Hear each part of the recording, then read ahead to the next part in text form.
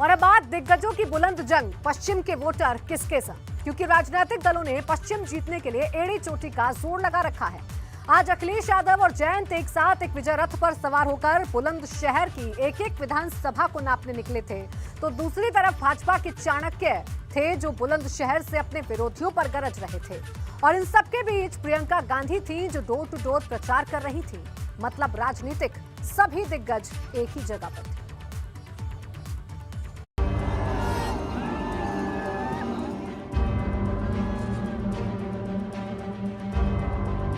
भारत माता की वंदे मातरम। पश्चिम की बुलंद जंग, दिग्गजों ने भरा रंग, शाह की हुंकार, प्रियंका का प्रहार, अखिलेश की ललकार।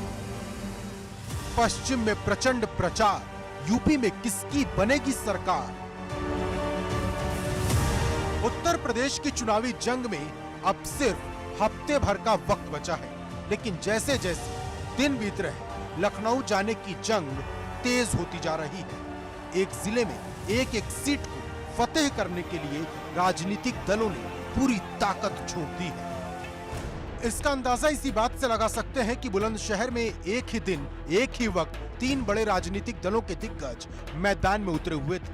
जयंत और अखिलेश विजय रथ पर सवार होकर निकले थे। शाह पश्चिम का मिजाज बदलने के लिए बुलंद हुंकार भर रहे थे, तो प्रियंका डोर टू डोर प्रचार कर कांग्रेस में नई जान फूंक रही थी। इन सब के निशाने पर अपने अपने विरोधी थे, लेकिन नजर बुलंदशहर की 7 विधानसभा सीटों पर थी। किसानों के खेत के अंदर हर खेत में पानी पहुंचाने का चुनाव, उत्तर प्रदेश के दलितों के जीवन में उजियारा फैलाने का चुनाव, उत्तर प्रदेश की मातृशक्ति को, माताओं बहनों को सुरक्षित करने का चुनाव और उत्तर प्रदेश से चुन चुन कर माफियाओं का खात्मा करने का चुनाव। 2000 गर्मी की बात कर रहे हैं, हम उन्हें भरोसा दिलाना चाहते हैं कि गठबंधन की सरकार बनेगी तो भर्ती दी जाएगी, भर्ती खोली जाएगी, गर्मी नहीं भर्ती।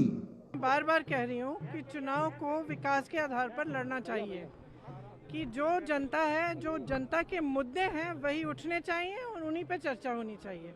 जनता जानना चाहती है कि विकास के लिए क्या किया है।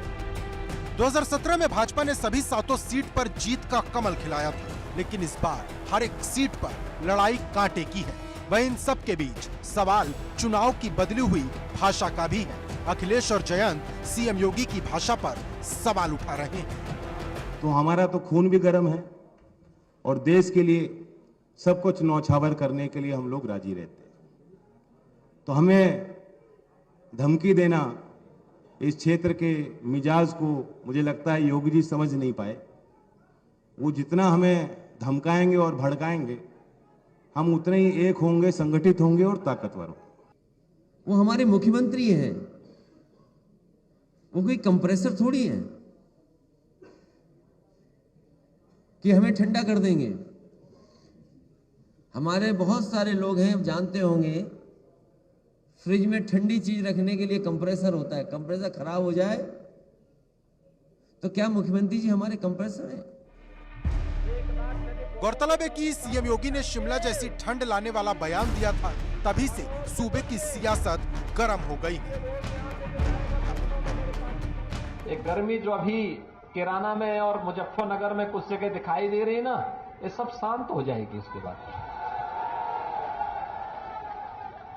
क्योंकि गर्मी कैसे शांत होगी, ये तो मैं मई और जून में भी इसको बहुत शिमला बना देता हूं।